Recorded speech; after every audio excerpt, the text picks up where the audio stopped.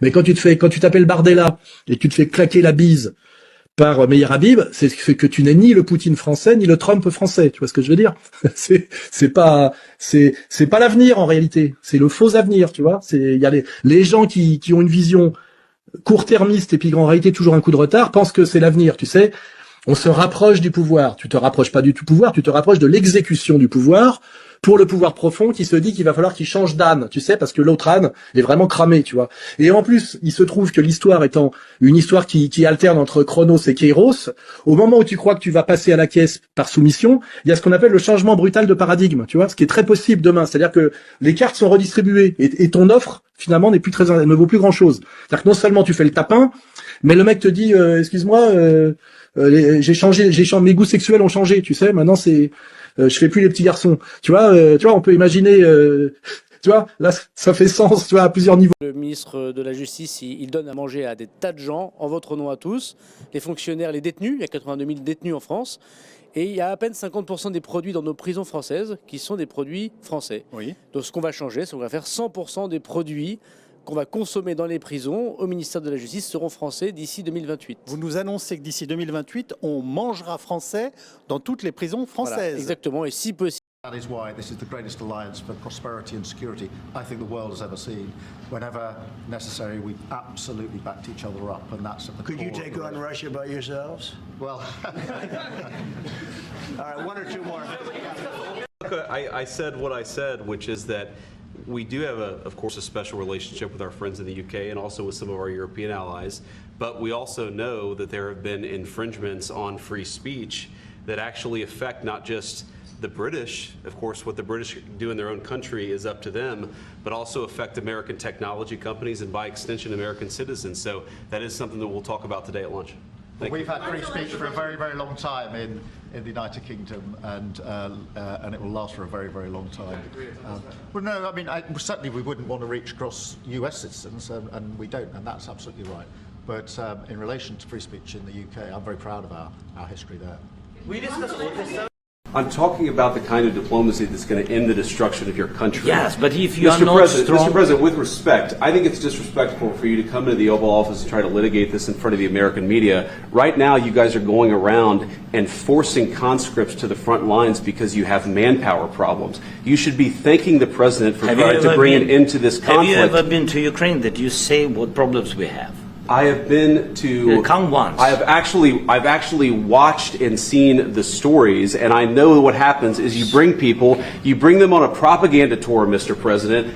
Do you disagree that you've had problems bringing people into your military? We have problems. And do you think that it's respectful to come to the Oval Office of the United States of America and attack the administration that is trying to prevent the destruction of your country? A lot of questions. Let's start from the beginning. Sure. First of all, during the war, everybody has problems. Even you, but you have nice ocean and don't feel now, but you will feel it in the future.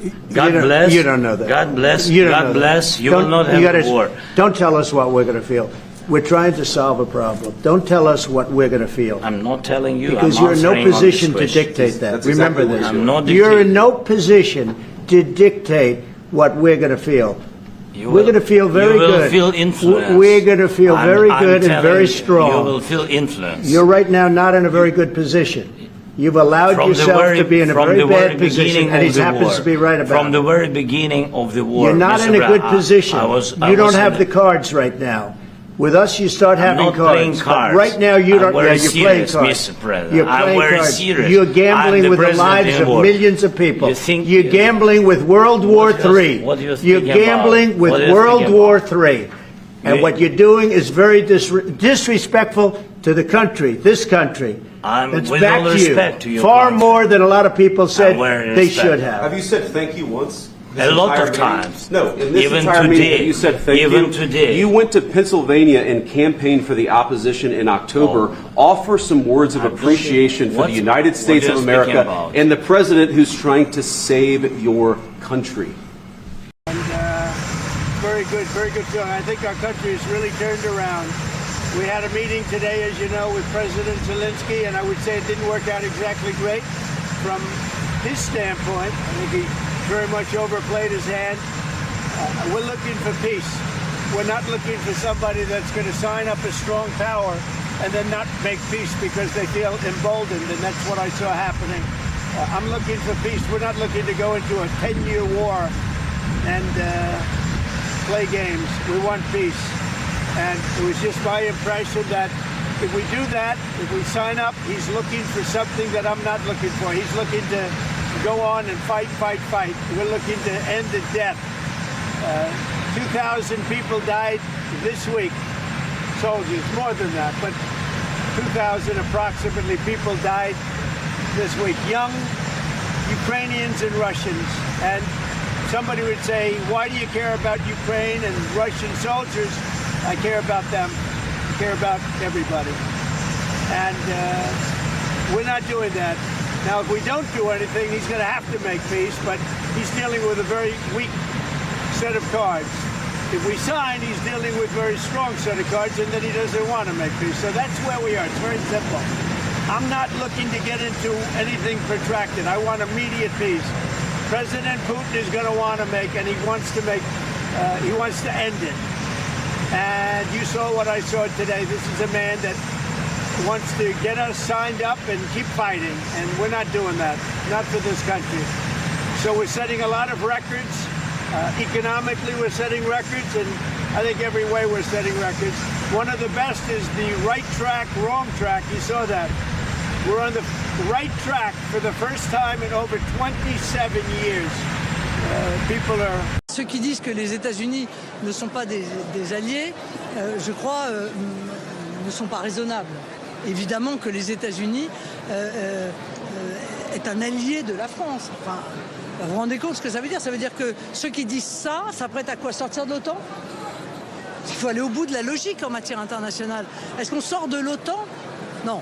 Bien sûr, tout ça, ceux qui disent cela ne sont pas des gens raisonnables. Donc il faut, encore une fois, garder son sang-froid, garder sa raison, parce que l'enjeu est un enjeu majeur. Qu'il existe des frictions, qu'il existe des mots qui vont plus haut que ce que l'on souhaiterait. Voilà, ce sont des choses qui arrivent, mais qui, en règle générale, se déroulent en coulisses. Et qui, hier, c'est vrai, se sont déroulées un peu à la stupéfaction générale, de manière publique, médiatique. Voilà. C'est cela, en réalité, qui est l'événement de ces discussions. Ça n'est pas leur dureté, c'est leur caractère médiatique. La réponse des Européens, si les États-Unis venaient à moins soutenir l'Ukraine ou à ne plus soutenir l'Ukraine, est-ce qu'il faut remplacer le soutien financier des Américains? Non, mais la vraie question, c'est est-ce que les Européens, bon, encore une fois, moi je ne sais pas qui c'est, les Européens, vous voyez? Non, il y a des pays, voilà, il y a des nations. Je suis désolé, mais c'est comme ça que ça fonctionne. Il y a des nations, et les nations européennes sont manifestement divisées. Il y a celles qui souhaitent continuer la guerre, et il y a celles qui souhaitent participer aux négociations de paix. Bon. Moi, je fais partie des responsables politiques qui ne souhaitent pas continuer la guerre, parce que la guerre est un drame, parce que ce qui se déroule en Ukraine depuis 3 ans est un véritable massacre humain. Je voudrais qu'on ne l'oublie pas, qu'il y a des jeunes hommes qui meurent, il y a des familles qui sont décimées, il y a des Ukrainiens qui ont fui leur pays, qui probablement ne reviendront d'ailleurs pas dans leur pays. Donc on ne peut pas passer ça par perte et profit. Donc il faut à tout prix œuvrer pour la paix.